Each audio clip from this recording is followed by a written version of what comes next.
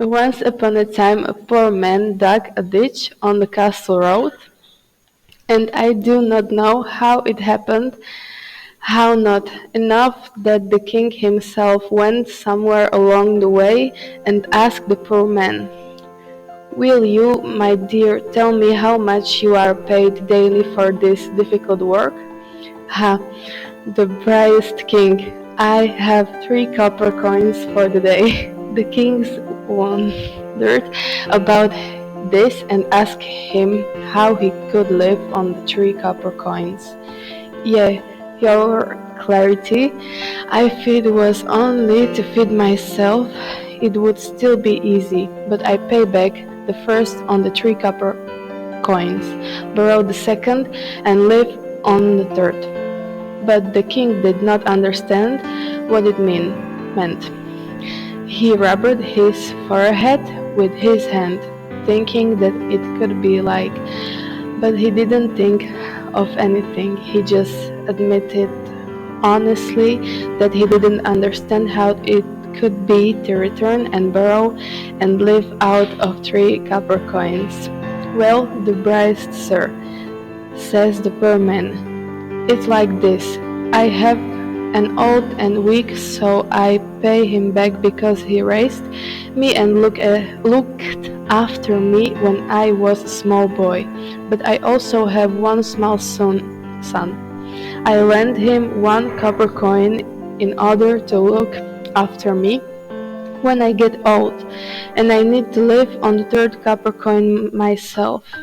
"Well, if that's the case," the king said happily, "you see, my dear, I have 12 consorts, and the more I pay them, the more they complain that they have nothing to live on and eat for.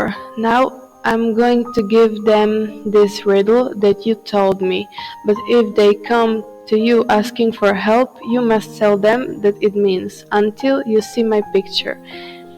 As he said this, he gave the farmer a handful of ducats and went home. As soon as he arrived, he called the 12 counselors to him. "You," he told them, "who can't live with so much money, there is one man in this country who has 3 copper coins for a day and still pays one back, lend the second, lives only on the third, and he can still live well. Now, if you are wise, tell me how it is possible. You have 2 days' time to figure it out. If you do not tell me in 2 days how is it possible, I will throw you out of my country so that you may not eat my bread for nothing." The counselors were upset and disappointed. They went home and discussed how it could be possible to pay back, lend, and live out of 3 copper coins. Everyone wanted to be smarter, but no one could solve it. The first day passed, and so the second. By the third morning they were to stand in front of the king, and they still did not know the solution. They were disappeared. Finally, they were whispered where they would look for the poor man, that we would be the only one to help them. And they found him, and all 12 of them came to him.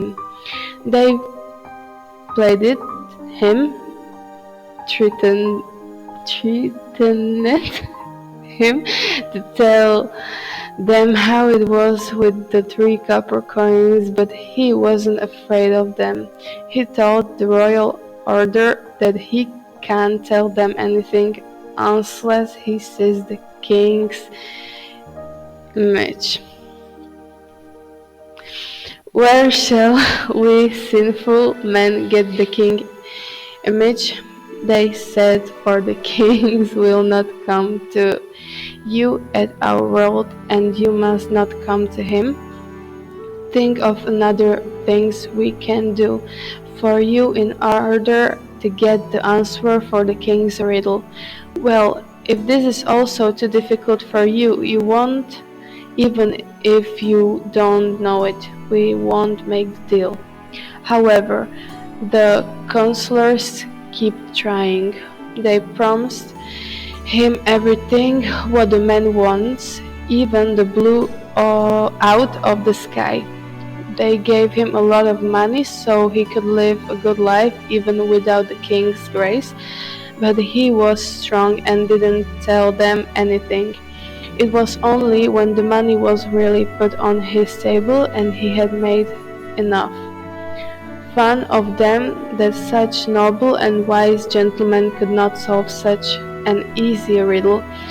That was then when we pulled out one of those ducats that the king had given him and said, "Well, you see, where is the king's picture? He gave it to me himself.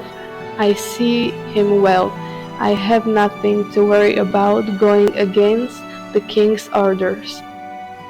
And so what I want, I can tell you."